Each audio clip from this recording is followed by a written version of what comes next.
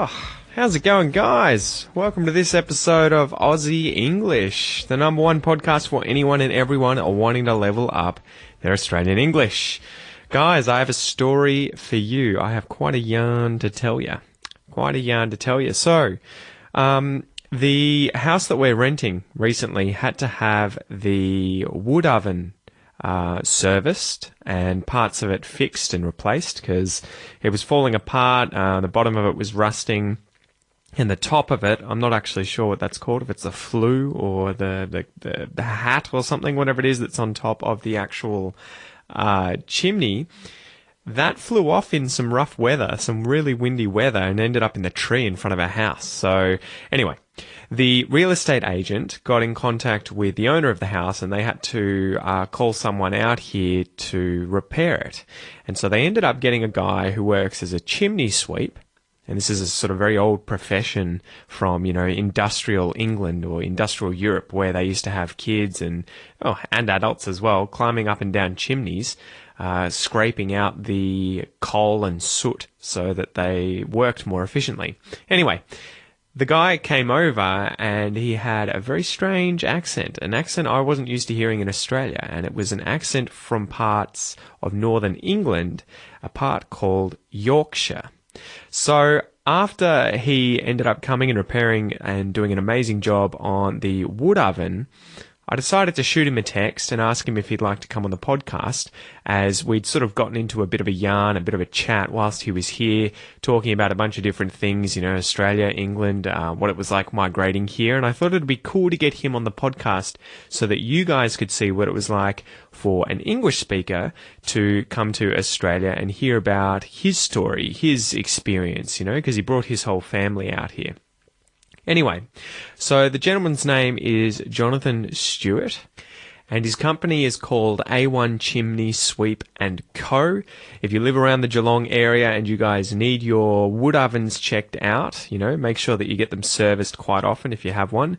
Definitely contact Jonathan. He's a great guy, as you're about to find out, at A1 Chimney Sweep and Co. Okay? Anyway, let's get into it. I give you guys Jonathan, the chimney sweep from Yorkshire, England. Right, let's get it going. So, Jonathan, thank you so much for coming in. Do you prefer John or Jonathan? I'm not too fussed. John's probably a bit better, yeah. More formal. Is it a bit like that in Britain where the sort of upper class prefer their full names and they don't like using nicknames, whereas the lower class are kind of like, nah, don't associate me with that, use the short version? It's funny because obviously I'm not upper class. I didn't mean that in an offensive way. I'm not either, so it's all good. So look, back home, because I grew up obviously there, and I had my nickname Jono, my sort of nickname, but my wife's always called me Jonathan, and my mum, only my wife and my mum call me Jonathan. When you get in trouble? And Vicar as well on a Sunday, he called me Jonathan. Yeah. But no, yeah. So when we came here, nobody knew me. And my wife kept calling me Jonathan, so everybody just started calling me Jonathan. Yep. So I just stuck with it, and I put it on my business cards. I don't mind it, but I don't mind John, Johnny, whatever you want to call me, mate. I'm easy going with it. Yeah, it's the same. I always get asked, do you prefer Pete or Peter? And I'm like, just Pete, just Pete. Yeah, don't make it formal at all. I hate it. Yeah. Mate, so the first thing I think people are going to notice is your accent. Can you tell me where it's from? And well, specifically, it's funny because if you go to England, each town's got well, maybe not each town, but each county's definitely got a different accent. So I'm from Yorkshire, which is one of the biggest counties in England. Now, my accent is West Yorkshire, specifically Leeds, that sort of area, Castleford, Wakefield. Yep. My wife's from South Yorkshire, which is Doncaster, and her accent's completely different. So it's actually regionalised within Yorkshire. Within Yorkshire, yeah. So you can tell the difference between somebody from North Yorkshire. North Yorkshire's getting more up towards Newcastle. Yeah. So that starts to change a little bit, but it's not full Geordie until you get right up to Newcastle. That's Geordie accent. That's the so Geordie. It's quite weird. My accent is distinguishable between a 40-mile radius. Yeah. So pretty much. Because that's one of the things that's always fascinated me. I can't I can't really with any certainty tell you when I hear an Australian accent, oh, they're from this area, exactly. But do you guys have that kind of built into your interactions in the UK a lot more, where you hear someone talk and you already have a lot more information about them before they even necessarily tell you something interesting? Yeah, look, you know, it's... I know when I was doing your chimney other week, we were talking about, you know, different areas and dialects and small town mentality, and so we're not too far from Liverpool. Yeah. Shameless, right? Exactly, yeah. From Liverpool. Beatles, Liverpool. Yep. Now, Liverpool's always been typified as, we call them Scousers, that's the nickname for Liverpudlian Scousers. It's just the English people with no teeth, right? Exactly, yeah. They've got curly hair, they've always got black curly hair, and they always used to wear shell suits, you know, so when they did 6 shows on telly, I'm just trying to think which best one was, but the best 6 show that typified that would have been, it'll come to me in a minute, I'll remember it in a minute, not the one with Harry Enfield in, no, it was the one with Harry Enfield in, but anyway, yeah, so there used to be a scene with Scousers, and they always wore shell suits, black curly wigs, and they always talk like this, hey, calm down, that's how people typify a Scouser, you know, hey, calm down. That's not that far from Yorkshire, you know what I mean? So we call Scousers Scallies as well.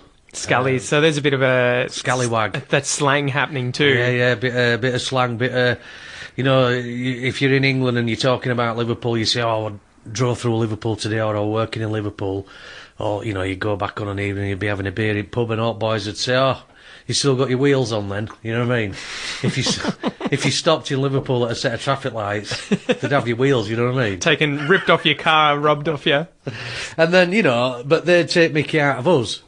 Yeah. They call us, you know, Yorkshire puddings, and we all wear flat caps and take us whip it for a walk off beach, you know what I mean? That's a big part of British culture, right? That's sort of also Australian culture, is the taking the mickey, taking the piss out of each other. Yeah. It's kind of like, it shows that you actually like the other group, right? Or at least you have a sort of respect or understanding of them. That's right, yeah. It's, you know, England and Scotland, you know, there's always, an Ireland and Wales, there's always that from years ago, bit of, you know, where we've had feuds and fights. Mm-hmm. First time I went to Scotland, I were apprehensive, you know, because I thought, oh, how are they going to take English, you know what I mean? Just don't open your mouth, you'll be fine. Exactly. But no, they're cool, you know. Like you say, you know, Aussies come to England, they go to London, there's a big community in London of Australians, and they get on like an house on fire, you know, everybody really gets on, but we all have a bit of a joke with each other as well, so... So what's the standard British person's thought of Australia? Do you guys think we ride kangaroos to work and, you know, we're all tanned, you know, idiots, bogans, I don't know, what's the stereotype? It's funny, it's a funny one because... So from 1980s, obviously with Neighbours and shows like that coming on TV. Neighbours and Home and Away, right? And Home and Away. Yeah. Kind of blew...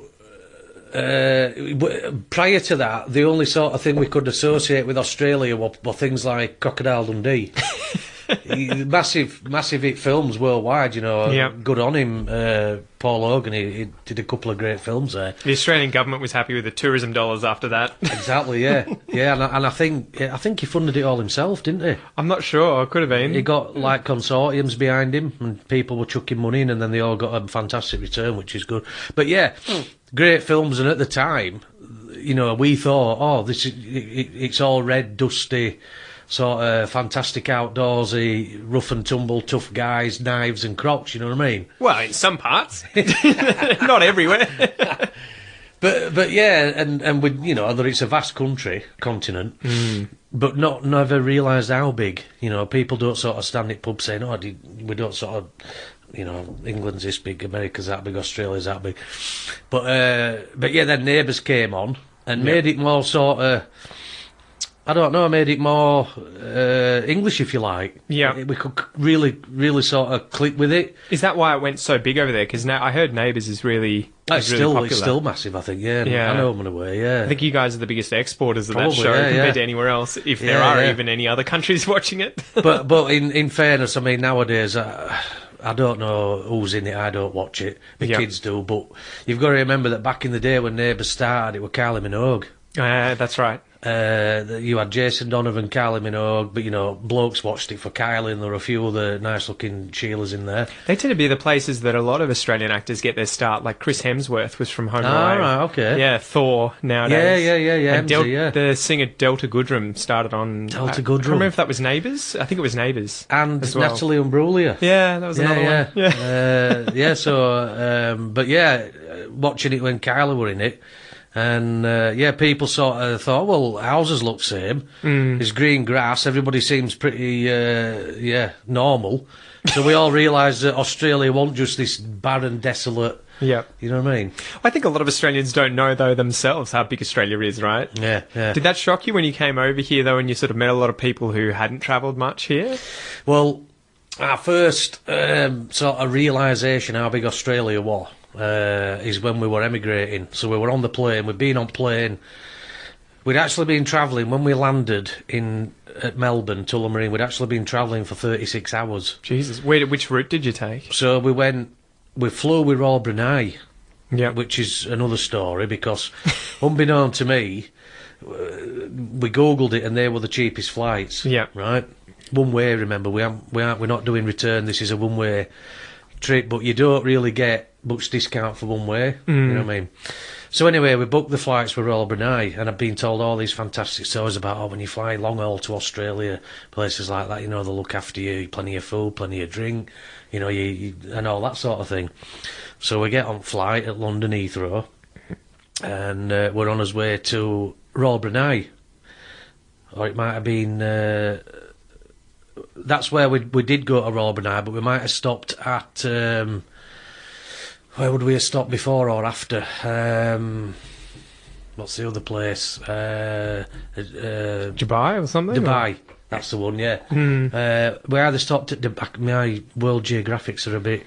I can't remember if Dubai's first or Royal Brunei. I can't remember. I think it's Dubai and then Brunei's near Brunei. Malaysia, right? Yeah. So we'd have stopped at Dubai and then stopped at Royal Brunei. Yep. But anyway, yeah, so we've got on plane at Heathrow, and probably a third of the way from Heathrow to Dubai, you know, I'm starting to think, when do they start serving beer then, you know?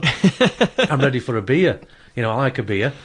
And about half a way to Dubai, I started then, you know, sort of walking up and down aisles, stretching my legs, having a going look. to the toilet, sort of looking at people, you know, who's got a drink, who ain't got a drink. And I asked the fella, I said, when do they start serving alcohol? He says, mate, you're on a dry flight. Yeah, it's an Islamic country, it's an right? Islamic country, and I'm like, oh, trust me, you know what I mean?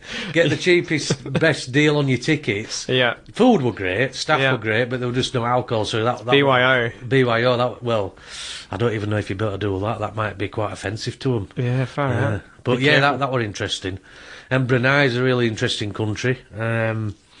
So we did a bit of a tour of Brunei, because we were there for about 12 hours. Oh, really? Okay, so you had a good stopover. Yeah, we got our heads down in first class lounge. There were nobody about, so we went in first class lounge and just laid on, you know what I mean? Yeah. And we all had a good sleep. We'd been up for probably 24 hours at that point. Yeah.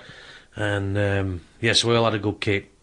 Got up, went to information desk, got us passports, special visa attached so we could leave airport on a little tour. We went on a little tour around Brunei, and we all went into town centre, and everybody was sort of looking at us with this little bus of, you know, different cultures getting off and walking around, and really friendly people. Got to try some of the sort of local cuisine, you know, little street food stalls, and so we experienced that. Everybody had a great time, and tour guide was telling us all. He said, Royal Brunei is a really, really strict country. The Sultan of Brunei is really tough. And he said not many years ago, a tourist or someone visiting Brunei got drunk and got caught driving a vehicle, driving, man. and they hung him. Really? Yeah, death penalty. Jesus. Because it's illegal to have alcohol in Brunei. Yeah. Some people apparently do make it and keep it really quiet, but if you're caught driving a vehicle whilst under influence, it's curtains. Well, I think a lot of them have started to bring in Sharia law, some of the especially Brunei, so yeah, you don't want to have alcohol on you if Sharia law is there. I mean, and there's big signs as well in these, you know, in Dubai and all these countries, you know, as soon as you get off plane, there's signs everywhere saying drug traffickers will be executed. So they're pretty much telling you straight away what the score is. Don't be surprised. Yeah, so you do feel a little bit, I suppose, sorry for these people that have been executed for drug trafficking, but the writing's on the wall, really. Well, and I think in a lot of those countries, it's worth them doing it, or they see it as worth them doing it because it's illegal and because the penalties are so high, right? So they're going to make a lot of money if they do it, but yeah, they accept the risks when they do that. It's not a very good job to have, is it? Knowing the outcomes, potential, probably statistically more risky than being in infantry. I don't know. Yeah, I wouldn't put my hand up for that. No. But back to the story though. When you got to Australia, what was the situation? You got off the plane? Sorry, I forgot. I went off a tangent then. No, nothing wrong with that. Yeah. So we carried on from Brunei, and you can see this is only 8 years ago, so you've got a screen up back of your seat. Yeah. And you could flick between channels, you'd be watching films and programmes, and you could watch the flight. Yeah, how far it's gone from destinations, right? And you're watching it, and it's slowly getting towards Australia. You can see the tip of Australia. You're coming over what's left of Asia at the top end there. Yeah. And Captain announced we're now flying over Darwin. And you're like, we're here. Yeah. Man, we're here. We're about to get ready. We're getting off the plane. Well, this is exactly where it was like. Me and my wife and kids were all like, hey, cheering, and nobody else is, you know what I mean? Like, beer. Yeah, it's, almost getting up and getting his luggage out at locker sort of thing. And we didn't, I knew we were going right down to the other end. I knew Victoria were down here. Yeah. But we'd never been here. Yeah. We'd never done a recce or been on holiday here. Yeah. And like I say, nobody sort of really knew. We'd never discussed how big and vast Australia was. Yeah. It's almost the size of US. Yeah, it's literally exactly. the same size. It's about 50 times bigger than England. And when you think about that, that's the whole of Europe. With a third the population, right? Exactly, yeah. It's crazy when you think about it. Yeah. So we're flying over and over and over, and planes sort of making progress, not by... And, we start, then we have another nap, and some more food comes round, and get up, stretch his legs, go to the toilet another 15 times, and then we're only halfway over Australia. So about 7 hours later, we finally landed in Victoria, and it was like, whoa, how big's this place? So we landed at Victoria, Melbourne, Tullamarine. Yep. And as first sort of glimpse of real Australia, we're coming out of the terminal to get the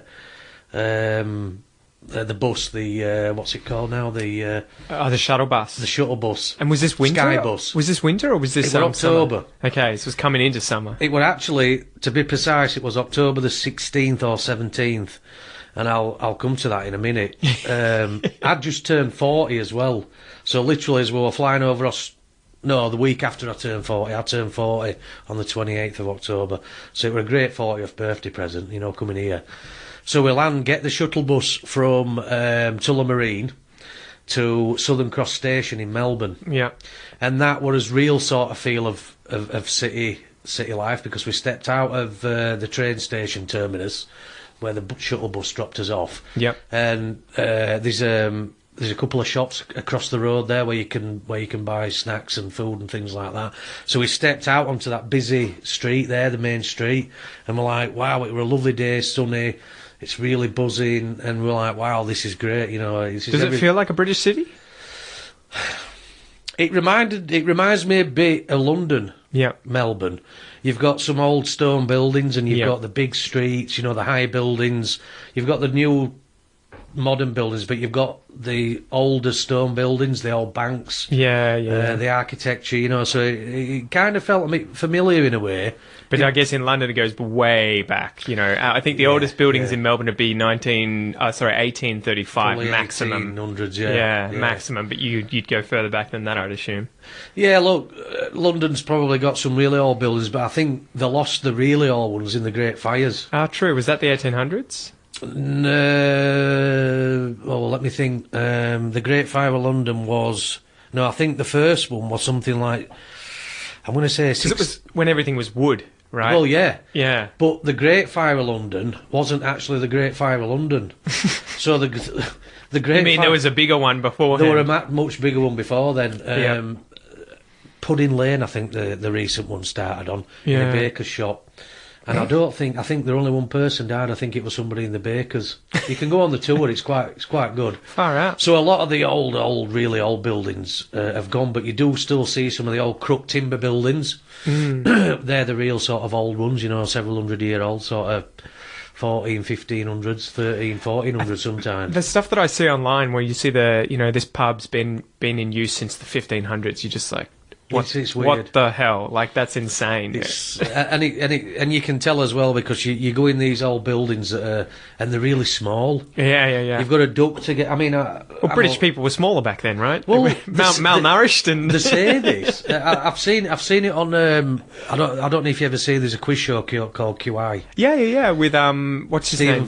Stephen Fry, exactly. Yeah. It's been taken over by that lady now. A different lady does it. I've only ever seen it with Stephen Fry. Yeah, it was a pisser. It's great. It's still on now on UK TV on Foxtel. So when I get home on a night, I flick that on and watch that for half an hour. But the facts that he has on there are great because you learn all sorts of stuff. And what question again? I forgot. About the pubs being so old, pubs, right? Yeah. And that was what you just said. Everybody's been led to believe it's because people were tiny. Yeah. But that's not necessarily. Apparently, that's not true. Yeah. I think it was just the cost of materials to make something bigger and higher, and especially out of timber.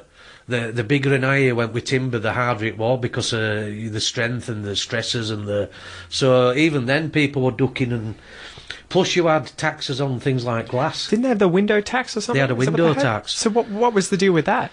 Because glass were very expensive to make and process, so you could only afford windows if you were rich. But didn't that just mean that a whole lot of them just built rooms with no windows, right? Exactly. so the poorer classes lived in rooms with no window. There's a few crazy things happening there because I remember I was reading a book recently called Holy Shit, The History of Swearing, and they were talking about... That's a good name. It's a really good book. It was really interesting because they talk about during the Enlightenment how originally swearing wasn't that related to sex. And you wouldn't have all the rude words related to penises and vaginas and everything like that because you would see it every day. Yeah. So it wasn't a big deal. It was just like you just stated the obvious if you said, arm or leg. And they were saying that a big thing that changed was that during the Enlightenment, all of a sudden they worked out how to make chimneys that went through the entire house and heated different rooms so they could have suddenly different rooms all year round. Because I think they were stuck in one room at night normally, but all of a sudden they had their privacy, and that's when the swear words started meaning vagina and penis and everything like that, because all of a sudden you covered it and you had privacy and everything. I'm with you. But interesting. It was crazy to think, for how much of our history did we only have a single room in a house for the whole family, right? Yeah, everybody would just sleep on the floor and there'd be a fire in the middle. Exactly. Just a little hole in the thatched roof for the smoke to get out. Hygiene would have been pretty poor. Well, that's it, right? Imagine the bugs in the floor and everything like that. Well, that's it, they'd be covered in lice.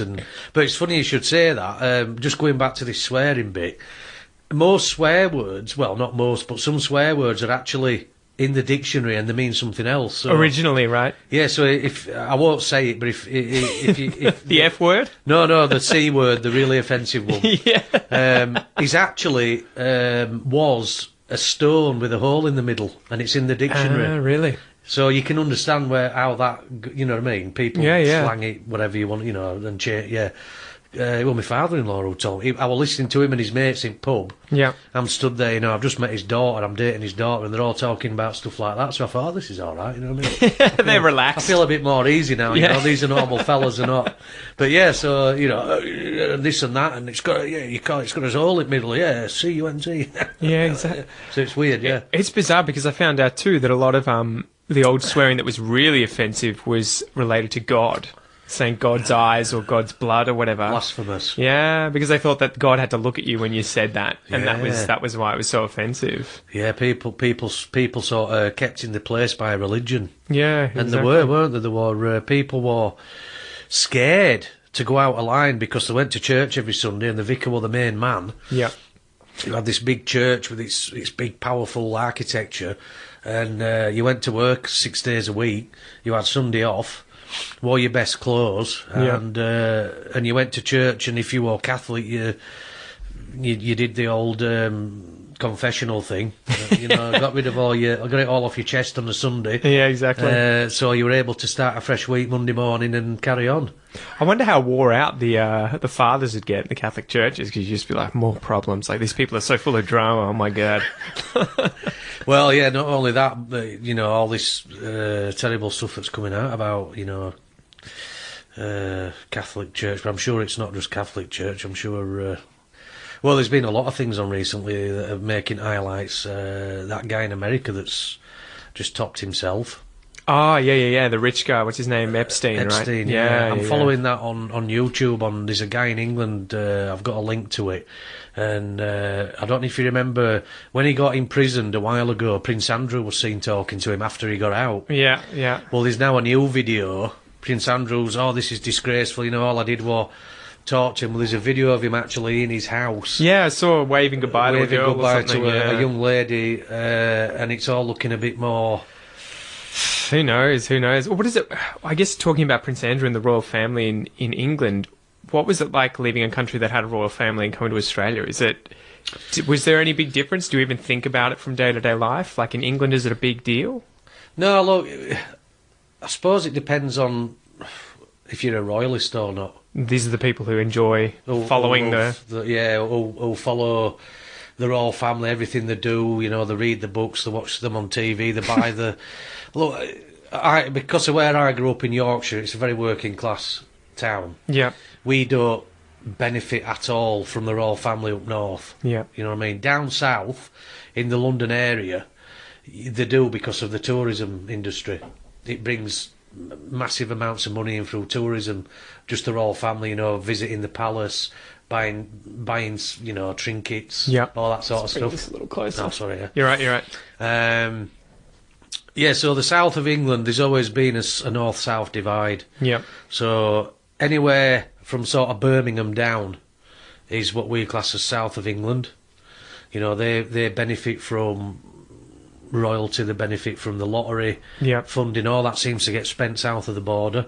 The more north you go, the tougher life gets and the harder it is. And then the Scottish have got the line between England and Scotland. Exactly, they've got Hadrian's Wall, and they don't want aught to do with anything below that. So, look, my nan, bless her, she were a royalist. Yeah. She'd turn in a grave if she'd seen what happened, in the last few years with Andrew and...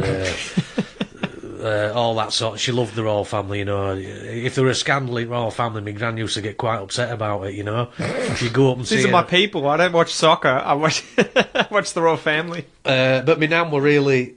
She were a nice lady. She always dressed really nice and always kept herself looking really well. And you could... And she always had a lovely handbag, I think to a certain degree she thought she were related to Queen, you know what I mean? in a funny way. But what do you think of the royalists here in Australia, though? Because I remember every time there's a baby or there's a wedding, there are people in Australia who go bonkers for it. Yeah, I've noticed that. Is that weird? It seems...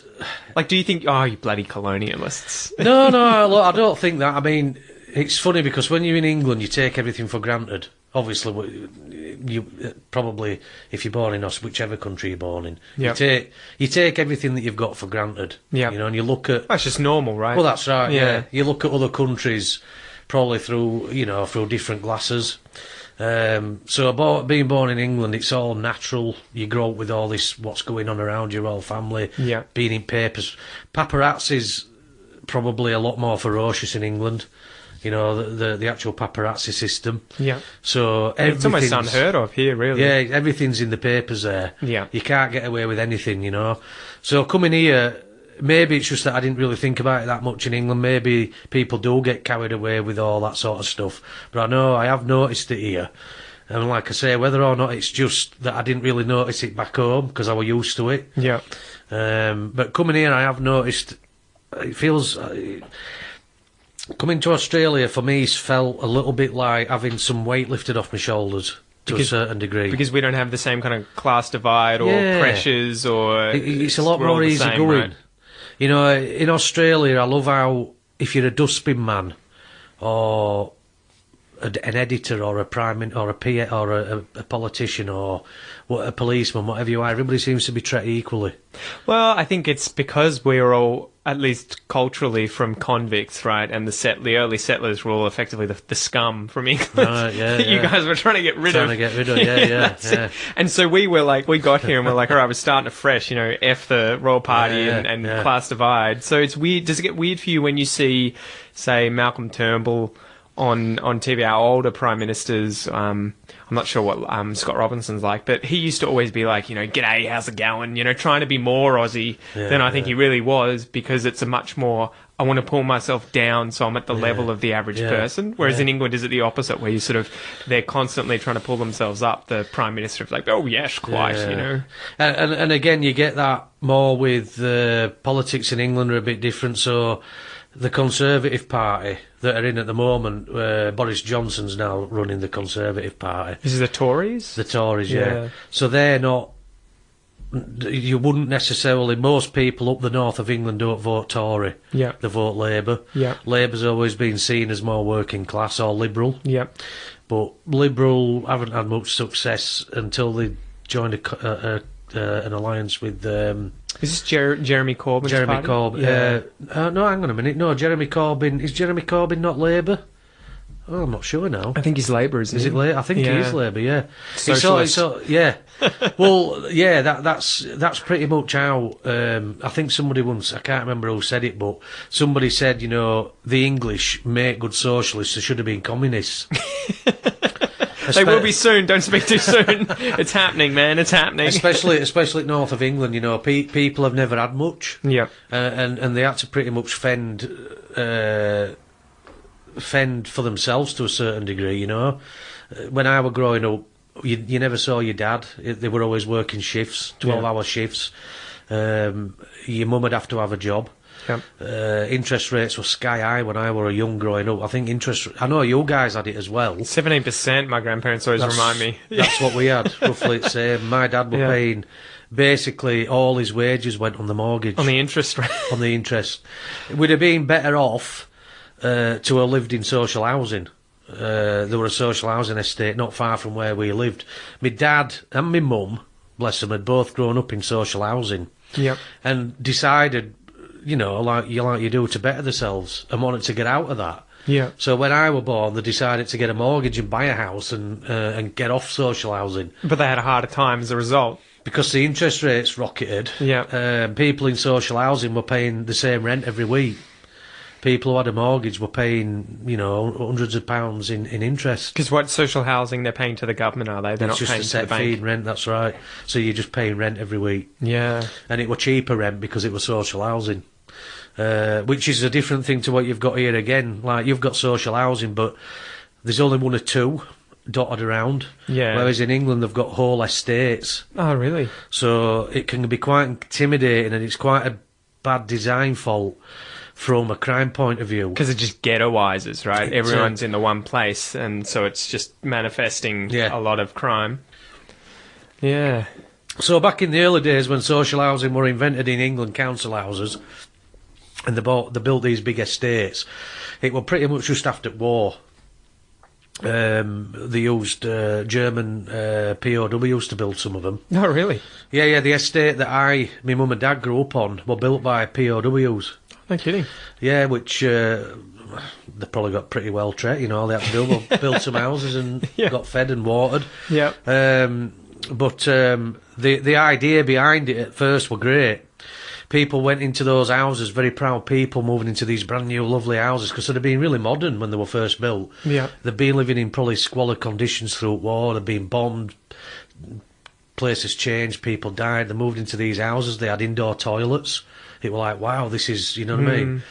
We didn't get those till the 90s. Dunnies. That's it, the outdoor dunny, right? Yeah. Yeah, I love the outdoor dunny. I've been to a couple of campsites where they've got drop toilets and stuff. Yeah. Not wrong with that. There's a distinct smell, right? Yeah, it's kind of like... You've got to prepare yourself when you go into them places sometimes, especially when there's a lot of you sharing, yeah. But it's...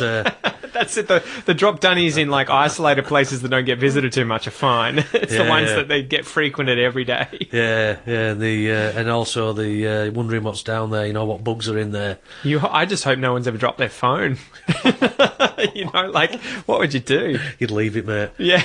You wouldn't want to look down for a start, and unless it had a really good case on. Yeah. But I'm sure you just sort of heard it blub, disappearing, Yeah, oh, brutal.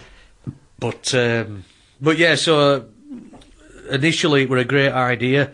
Everybody had a job. Yeah. They all paid the rent. They had these lovely houses, and then it dragged into 50s, into 60s, into the 70s. Things were still good. And then Margaret Thatcher thought it were a good idea to start selling the council houses to the tenants if they wanted to. She thought by doing that, if they had a mortgage rather than paying rent, it'd be... she was trying to combat unemployment. Yeah, and give them their own wealth, incentive, right? to get a job or to keep the job, to pay the mortgage. Yeah. And from then on, it just sort of slowly declined. I think that was just a catalyst. It wasn't the main reason. Yeah. But people then started not bothering going to work, claiming benefits, letting the front yard turn into a rubbish dump, the backyard. The neighbours did the same. The kids were out in the streets, causing havoc. Yeah. And they just turned into mini ghettos. Yeah, drugs came into it. Keeps going, right? One of the biggest problems we had in 80s and 90s were a massive influx of heroin. Yeah. Is this where Trainspotting comes from, the movie? Yeah, right? That's around about the time when it were an epidemic. It were in the paper every day. Somebody else had overdosed in your local paper. Yeah. This wasn't nationally, this was locally. It were nationally, locally. And another problem as well with what Margaret Thatcher did with the miners' strike is it stunk, really. It were really bad what she did. So Arthur Scargill decided he were going to call a strike for the miners to get better pay deals, better conditions. But what he didn't do, he didn't hold a ballot. He just said, right, everybody out, right? About 90% of miners came out, the ones in Yorkshire. But where Yorkshire borders Nottingham and other counties, they had coal mines and they wouldn't come out. Yeah. Right? They said, no, we're not part of Yorkshire, we're going to carry on. But what Arthur Scargill didn't realise is that because it had been on the cards for a while and he'd been sort of showing his hand a little bit, Margaret Thatcher had been stockpiling coal for several years. Right, so she were playing poker with him. Yeah. And she didn't care.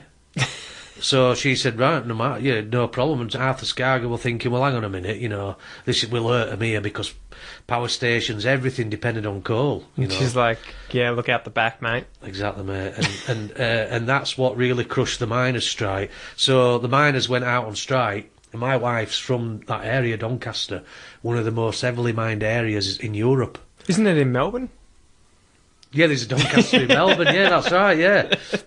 That's funny that when we came here, we kept hearing about Doncaster. Well, places like what, Belmont, Richmond, Is it quite a nice part of Melbourne? Doncaster, I think so. It tends to be, at least in my mind, it's associated with a massive shopping centre. I think it's a massive mall in Doncaster.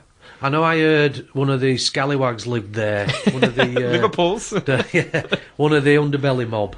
Ah, possibly. They lived everywhere. I remember seeing it on news. Not long after we got here, one of the people who were in the underbelly lived somewhere around Doncaster area. Yeah, it's probably right. Like if you go up Lygon Street, there's a lot of places there where they shot people and. Is that where a lot of it went on? Yeah, they were all at least with I think Gatto was his name, Mick Gatto. Yeah, he shot one of the guys in the back of one of these restaurants you can go into today. Still. Yeah, so that's in Chinatown. No, that's on Lygon Street. Which is the Italian, all the Italian restaurants and everything in Melbourne, yeah. Italian, not Chinese, so sort of Italian, sort of Mafia style thing. Yeah, they had a lot of that. There was a Greek guy as well who was, he tried to run off to Greece after doing a lot of drug dealing and stuff, but he was always there in his Ferrari, I think. I remember hearing about that.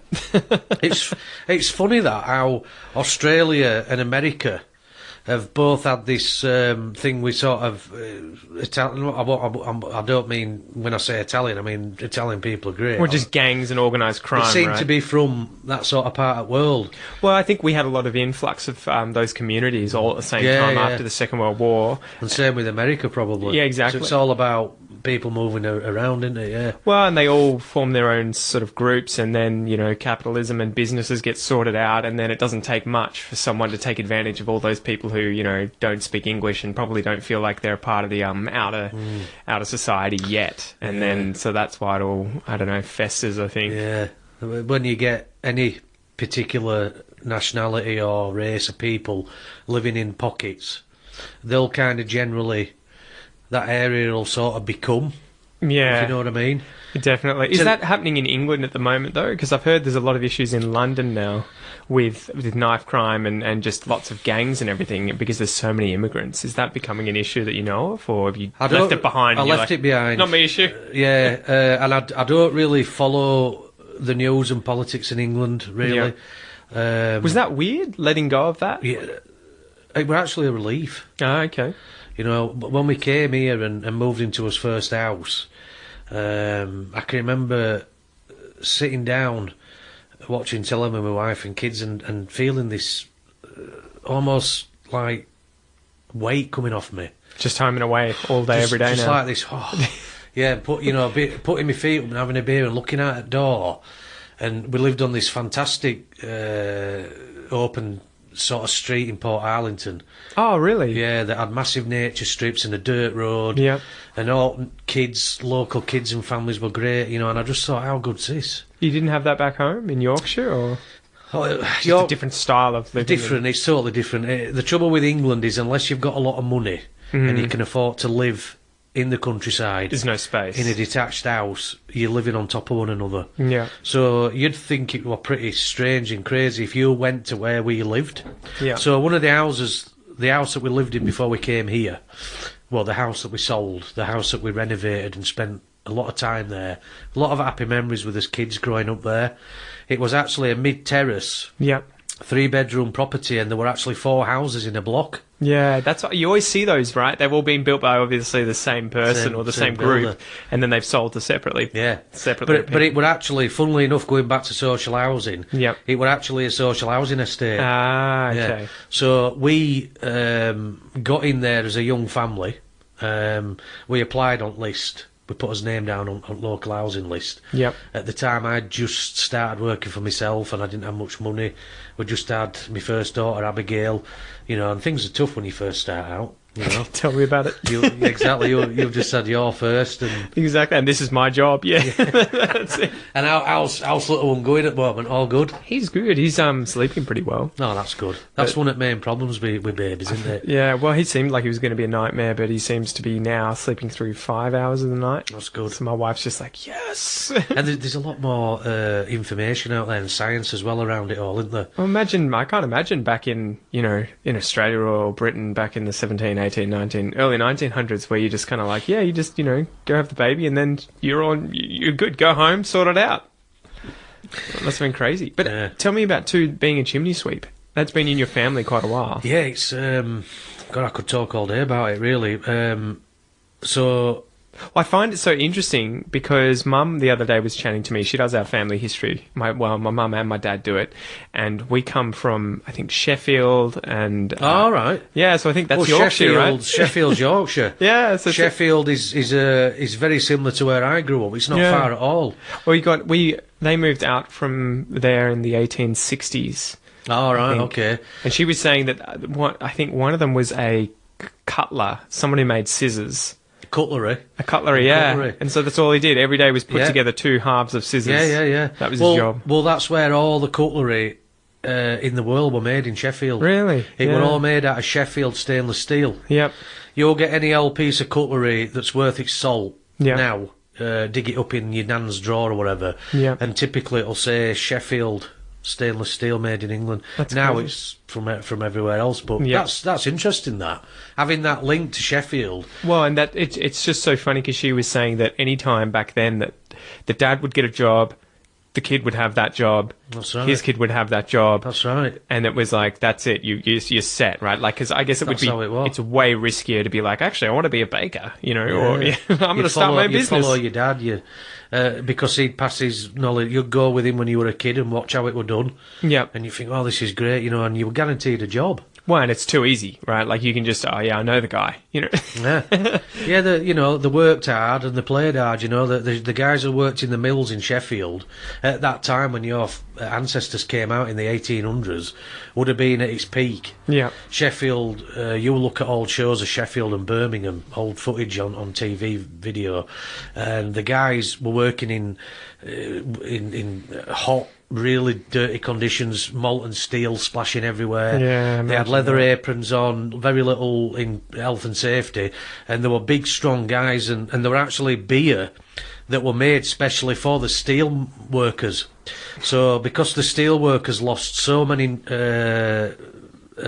fluid and minerals and salts through perspiring all day, there were actually a beer or several beers made in Sheffield. I think one of them were called XB. Yeah. And they still sold it when I were drinking, and this beer it replenished you. Oh, really? So it had like what, a lot of nutrients and salts and stuff to keep you hydrated. But also quite strong. These guys, you know, I'd think are going straight to pub and drinking 8 pints of beer. Yeah. They were, like I say, you know, they were big, strong fellas. They played hard. They worked hard. They were that kind of. They probably never went on holiday. Yeah, you know, they never really had any leisure time apart from Sunday. They'd go see Vicar and tell him all the sins. You know, I drank 12 pints last night and fought with my neighbour or whatever. Imagine, like, because it's one of those things I think about recently of how much that life would have sucked, but at the same time, it's kind of set out for you, so you can kind of leave all the existential crap behind. You don't have to think, what am I going to do with my life? What am I going to be? It's kind of like, that's decided. Well, that's right. Find someone to marry, have kids, you're done. You know, and now just punish it. and imagine to a certain degree, without sounding, you know, patronising, how easy it was. Yeah. Not in a physical sense. But you knew what you had to do. Yeah, There's no, what will I do today? That's right. There were no pressures regarding, you know, the latest telephones, computers, technology, cars. There were nothing. The next gadget I have to learn to use for my business so that I can get a... You know, they'd come home from work, they'd read the paper, eat the tea, go to bed, get up and do it all again. They knew how much they were getting paid and what they had to pay out. There were no... I suppose there might have been surprises down the line, you know, your roof caves in or whatever. Or you get sick, you get, you have a couple of, if you have a couple of sick days. But that'd be interesting actually as well to look at statistics regarding illness, sickness, compared to today, you know. Well, the funny thing I think my mum's noticed is that one, people had so many more children, and two, they had so many more children that died. Yeah. So there were a lot of kept having children to kind of make up for the fact. Yeah. That, well, we'd have a total of 8, 5 of who got to adulthood. Yeah. And it was just classed as, you know, that were part of life. It was sad, but you moved on very quickly. You didn't all sort of mourn for weeks on end, and you know, it was just part of life. You know. Well, it must have been a brutal life. But what was it like for your family? When did they start becoming Chimney Sweeps? What's the history of it? Well, it's pretty interesting. I mean, I've done a bit of research, and from what my granddad told me and my dad. So basically, what happened is around about when the Industrial Revolution started, 250 years ago, with the invention of steam and all that sort of thing. Yeah. In Yorkshire, particularly, all these big factories started up around the woolen and cotton industries, and there were, you know, heaps of factories with big chimneys everywhere. You know, the children running around under the machines collecting wool and cotton, right? Yeah.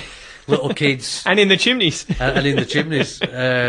So not only did every house have several chimneys, these big mill chimneys popped up. So somewhere down the line, one of several of my predecessors decided, instead of doing house chimneys and making a few quid, they'd start a business that looked specifically at the newest thing on the block, mill chimneys. So which is why they built the factories, and then we're like, shit, we need to get something to clean these. Because the chimneys were pretty going 24/7. You know, they worked 12-hour shifts. So these factories only shut down maybe once or twice a year. They had a couple of holidays back then. Me and my wife were talking about it the other day.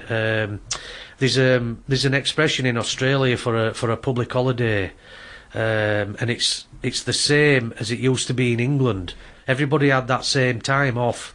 It's an old holiday term. No idea. I'd know it if I heard it, but I can't pick it up. If I remember, I'll try and I'll let you know. But say it's called May Day. Yeah. The May Day holidays. The whole nation or that entire area, or the whole of Yorkshire, would have that week off. Ah, okay. Or that 10 days or whatever. And was that partly related to the factories wanting to clean themselves more than anything? Probably. Or, yeah. Well, it gave the mill owners time to shut down and do all the big maintenance. Yeah. And a lot of the families, by then they had trains. They could jump on train and go to coast for a holiday. Yeah. You know, that were another sort of thing. But so that was when it all started sort of getting together, did it? People suddenly could do more, and that's right. Yeah, leisure became a thing, something that existed. Exactly. Yeah, you know, you could go on a holiday, jump on train, and within a couple of hours you'd be on the beach. That must have been mind blowing, right? Because obviously, the accents in Britain show that people don't move too much, at least initially, right? Yeah. When they're growing up. Yeah. Compared to somewhere like Australia, where here it's not uncommon. Like, I was thinking about this the other day. Like, was your family always in that one town, effectively, as far back as you can remember? Because for me, I have, like, my grandparents on my mum's side were living in Brisbane. They moved to Adelaide, then they moved to Melbourne, then they went to Britain. They had my mum. They came back to Melbourne, I believe, or it might have been earlier than that. But my dad had a grandfather from Scotland who came to Australia, met my grandmother here in Melbourne. So people were from all over the place. Yeah. As opposed to just a small town like Geelong or something, and it's like, we've always been here.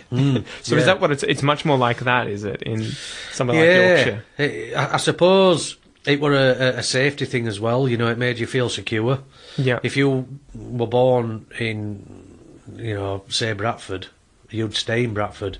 If you went outside Bradford, not only would your accent give you away, but you'd also be among strangers, and life were tough. Yeah. So you wouldn't try and make it any tougher. You know, you wouldn't get a job in a different area because they wouldn't know you, and it'd be like jobs for the locals, you know, sort of thing. So there is a much more of a tribal kind of thing going on there. Probably, yeah. I mean, look, don't get me wrong, some people did have to travel to get work. They had to travel long distances. But if you were born in an area where you could walk or cycle or get the bus, because it's on a lot smaller scale to here. Yeah. You know, you'll think of commuting from here to Melbourne. People jump on a train or a bus in Geelong area or Bellarine and go to Melbourne to work. My dad does that, yeah. It's like 2 hours each way. That's crazy for a unless you're working, unless you've got a really good job and you're working in London, you'll commute from Yorkshire, but not many people do that. Well, what's the saying? Like, in Australia, 100 years is a long time, and what was it? Australia, it's 100 years is a long time, and in Britain, 100 kilometres is a long way. Yeah, no, that's true. You know, 100 kilometres is a long way, you know, geographically, and if you have to walk. Well, my wife came from Doncaster. I were from Leeds. The distance is about 45 miles. Yeah. Takes you 40 minutes on motorway in a car. Yeah. I'd never been to Doncaster. How old were you at the time? Well, I was 21 when I met my wife. Far out. I'd never been to Doncaster. All I knew is that Doncaster were quite a rough and tumble place, and that's where all coal mines were. Yeah. Yeah? Yeah. So when I met my wife and she was from Doncaster, I was like, wow, you know what I mean? I've never been. What's it like? And she's got teeth. Exactly, yeah. She's only got one head. But she'd never been to my part of the world. That is a big difference between there and here. Because here, I think in Australia, that you might encounter that kind of thing, but it would be in rural parts of Australia where it's like, okay, their parents were farmers. The children grew up on the farm. Maybe they went to a local school nearby. Yeah. More recently, they're probably going to university and getting educated because they have to try and keep up with the changes. Yeah. But previously, it would be that. But in the cities, it would be, I think, everyone moved everywhere. Like, there was just much more pressure. I wonder if that's, you know, sort of instilled in them from, you know, like you say, when they first came over. They'd done that massive move, that travel from England by ship or whatever. And then, you know, back in the early days, and then they were set free. Well, it was fucked. I was reading a book recently about the explorers, the first explorers who got here. It took 22 years for them to cross the Blue Mountains. Really? Yeah, because they were living in Sydney, which is only, maybe 100, 200 kilometres from the CBD to the Blue Mountains. Wow. The suburbs pretty much hit the Blue Mountains now. Yeah. But it took them 22 years before anyone had actually gone over, found a way across. Found a way through. So there were heaps of these stories where they actually just stayed there. One really funny one was when they arrived on the first fleet, they had, I think it was 8 head of cattle. They got them off the boats and they just buggered off. Disappeared into the bush, and so they had to wait for the next batch of boats to come out to get the next lot of cattle. But I think it was 14 years later, someone stumbled upon them, and it was a herd now of 100 cattle. Oh, wow. Yeah, so they'd survived out in the bush. But yeah, so at least the initial colonies were all sort of very stuck together. But the explorers, they were the crazy ones who went massive distances. That blows my mind. 22 years to get across Blue Mountains. Yeah. But I don't know how big they are, but they'd be quite a vast. I think they just couldn't find an easy route through, and there was no reason. There's nothing over there for them to get. Right, there's not another town or another city in terms of, a colony or something that they need to get to. It was just, we can expand out here. And so I think they wanted the cattle feeding grounds, ultimately. Right, okay. And so once they'd sort of taken up all the space on one side, they were like, all right, time to hop over. But yeah, it blew my mind. I was like, for 22 years. That's crazy. Yeah, imagine that 2 decades. You didn't go as far as from here to Melbourne. Yeah. In terms of a settlement. Yeah. And it's full of stories like that. In Australia, it's got... Yeah. I read a book about a murderer in Australia. There's a lot of them. Yeah. this guy...